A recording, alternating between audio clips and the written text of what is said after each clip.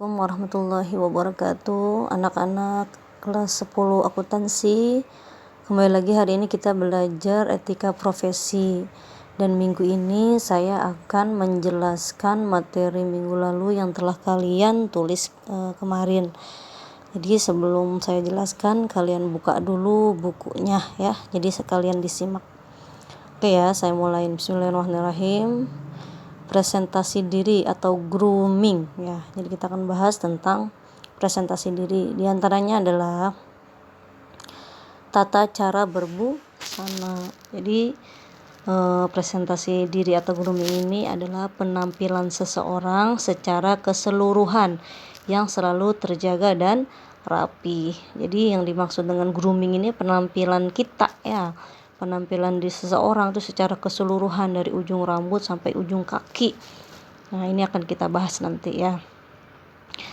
Penampilan diri harus serasi dan menarik agar disukai oleh orang lain. Jadi dalam dunia pekerjaan, dalam dunia profesi, kita juga harus memperhatikan penampilan kita ya. Tapi bukan berarti itu adalah nomor satu.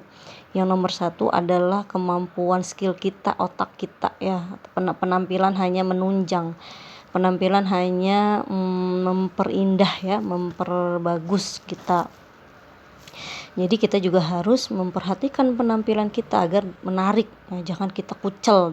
Kalau kita lagi kerja, kita kucel, kita tidak terjaga, kita tidak rapi dan sebagainya. Penampilan mencerminkan kepribadian orangnya ya. Kalau kita bajunya seksi, pasti orang akan menganggap kita sebagai seseorang wanita yang kurang baik ya. Kemudian kalau kita tidak rapi, kita acak-acakan, juga mencerminkan kepribadian kita. Kita orangnya jorok, kita orang yang rapih ya. Nah, dari situ adalah penampilan mencerminkan kepribadian orangnya.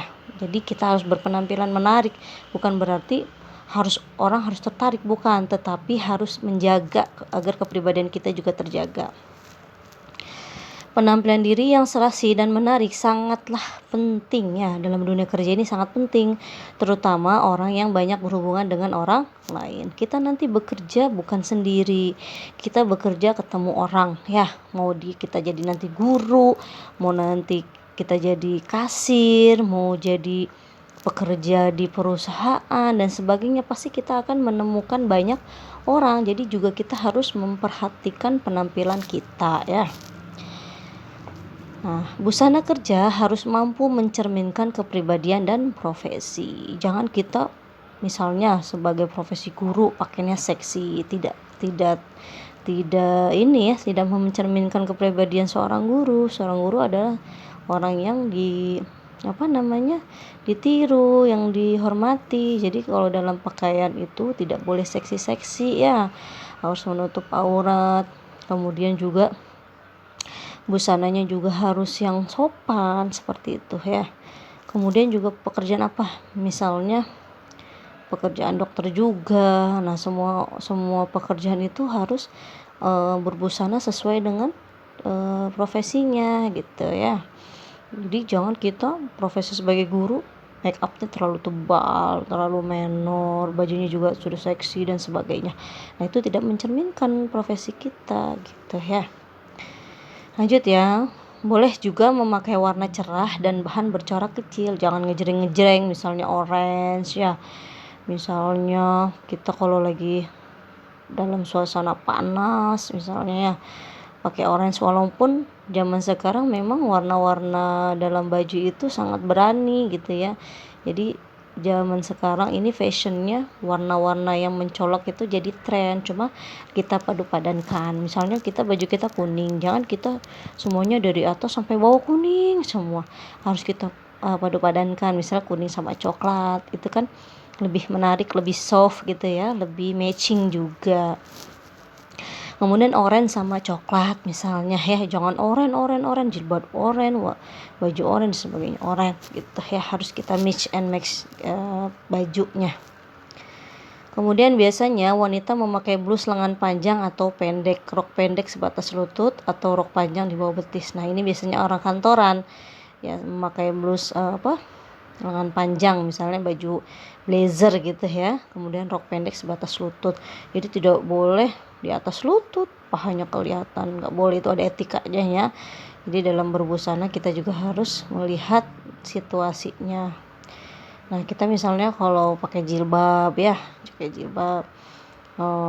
jangan jilbabnya gede, bajunya seksi gitu, harus bisa dipantas-pantaskan gitu ya. Bagi pria, jika harus memakai dasi, pakailah dasi dengan corak dan warna lembut. Misalnya laki-laki ini pakai dasi warnanya hijau gitu ya, warnanya misalnya merah. Nah, sebenarnya tidak mencolok banget gitu ya. Jadi pakainya warnanya yang agak-agak lembut, krem, abu-abu, yang warna-warna netral ya. Kemudian bisa hitam, kemudian bisa warna coklat dan sebagainya gitu ya. Lanjut ya. Nah, ini nih seperti di gambar ya. Biasanya ini penampilan yang ada di kantor-kantor gitu.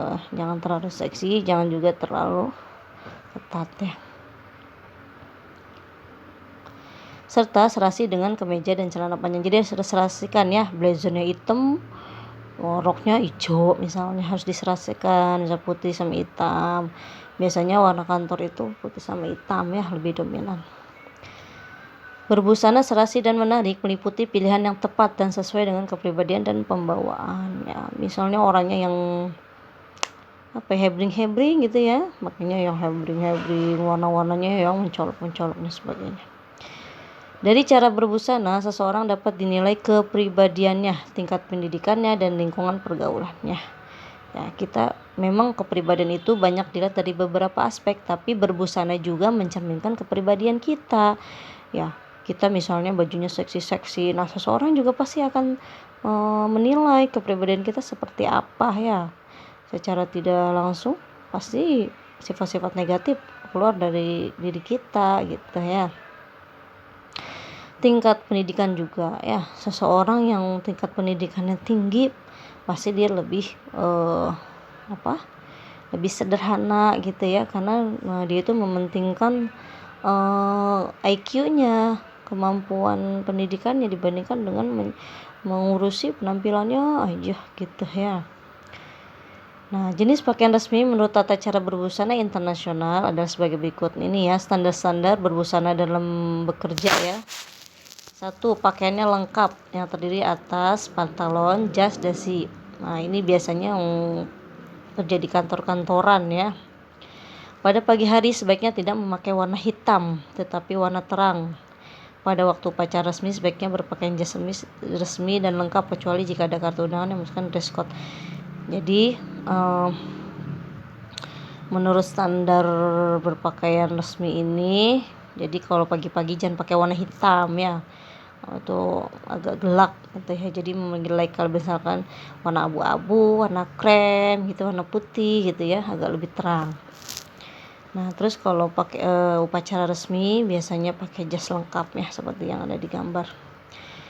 Nah, kemudian 2. Pakaian resmi. Nah, black tee. Pakaian resmi ini terdiri dari celana hitam, kemeja putih, dasi kupu-kupu hitam, kaos kaki hitam, dan sepatu hitam. Di Indonesia pakaian resmi sangat fleksibel, tidak harus jas resmi. Ini misalnya pakaian resmi, kita misalnya orang-orang pejabat menemui rekan kerjanya ya. Nah, pakaian lengkap ini, pakaian resmi ini yang akan dipakai. Resmi ya, orang-orang kantoran. Kemudian dark suit. Pakaian dark suit dianggap sebagai pakaian resmi untuk budaya berbusana bangsa Indonesia. Pakaian jas ini dapat digunakan untuk pakaian sehari-hari pada acara resmi kenegaraan Indonesia. Banyak para pejabat kita yang memakai kemeja batik yang penting sopan dan benar. Nah, ini dark suit ini biasanya pakaian resmi untuk budaya masing-masing gitu ya. Nah, kalau kita di Indonesia biasanya dark suit kita ini adalah batik ya. Batik ini bisa dipakai sehari-hari, misalnya maksudnya kondangan, terus ngajar. Nah, ini adalah pakaian-pakaian sehari-hari, tetapi banyak memakai acara resmi juga gitu ya.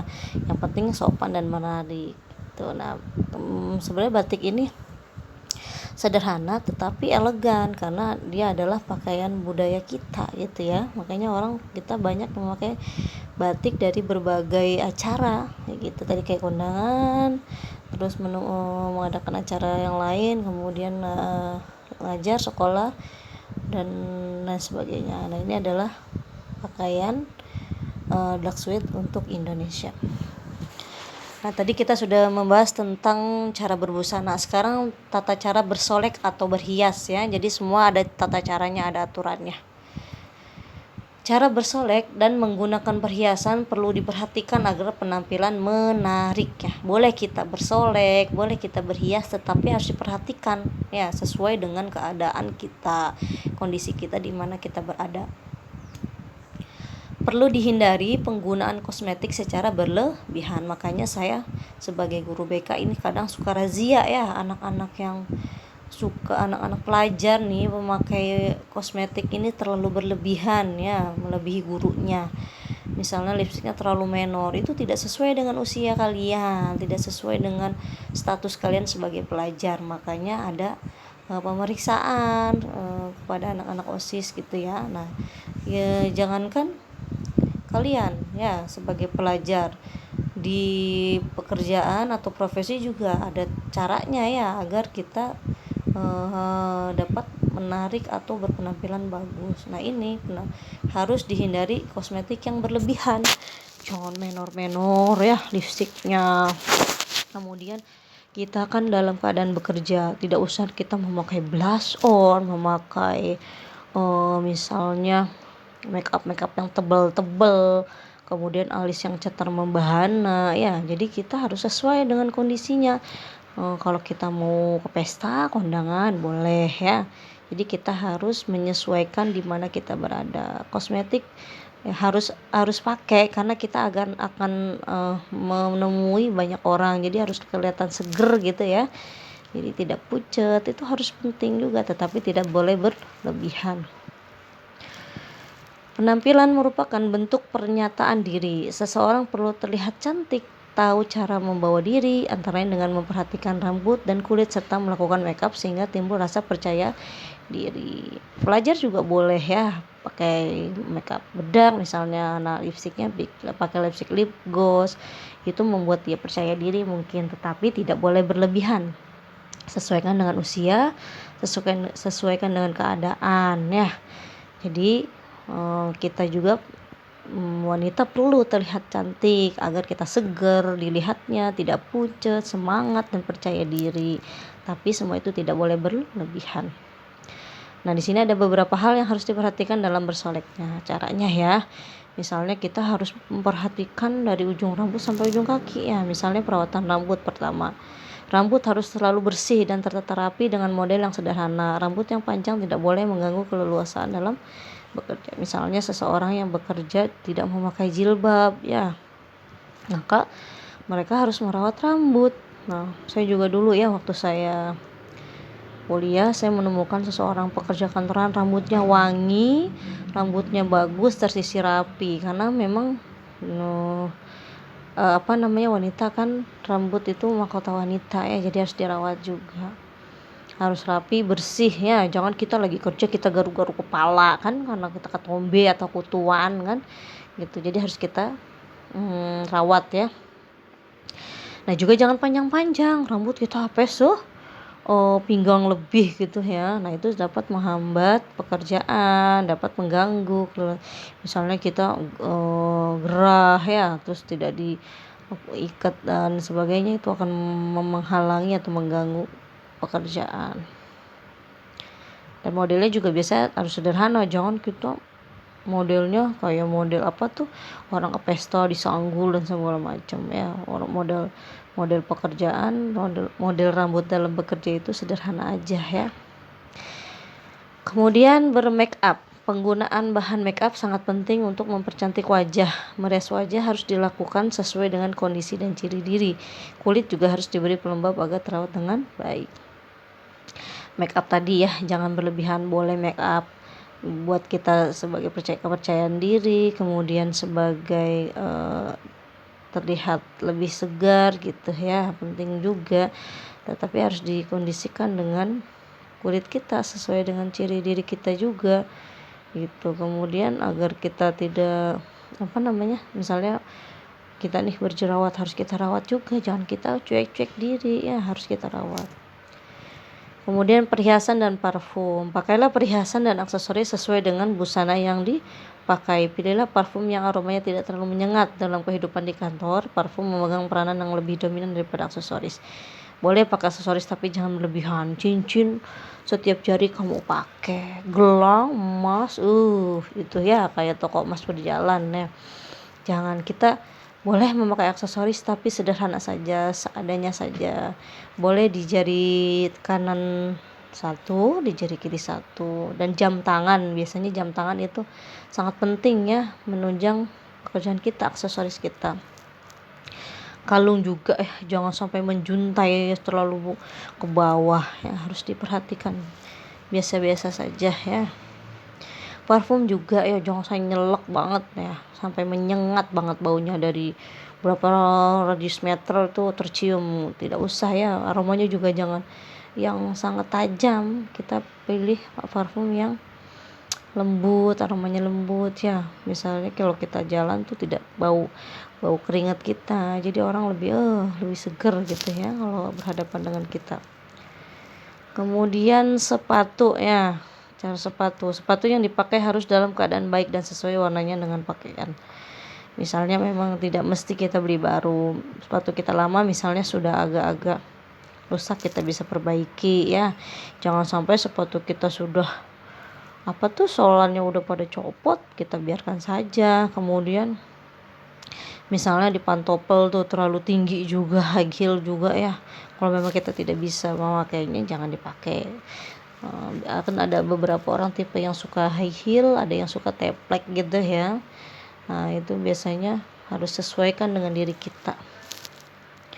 Bagi kaum wanita, memakai sepatu yang bertumit tinggi lebih sedap dipandang dan membuat tubuh Anda tegap. Jadi sesuai tergantung kita ya. Kalau saya pribadi, saya tidak terlalu suka yang tinggi-tinggi. Saya hanya 1 senti biasanya pakai sendal atau sepatu tinggi gitu ya. Saya lebih suka yang yang teplek-teplek gitu ya, yang datar-datar saja. Nah itu tergantung kita ya. Nah inilah tata bersolek ya, atau berhias. Oke anak-anak, sampai sini penjelasan dari saya. Mudah-mudahan penjelasan yang saya sampaikan dapat kalian pahami ya, karena sebentar lagi kalian akan menghadapi penilaian akhir semester. Setiap penjelasan dari saya pasti ada pertanyaan-pertanyaan dalam soalnya gitu ya. Itu mungkin cukup sekian penjelasan dari saya. Terima kasih atas partisipasinya dalam mendengarkan penjelasan saya. Kurang dan lebihnya saya mohon maaf. Wassalamualaikum warahmatullahi wabarakatuh.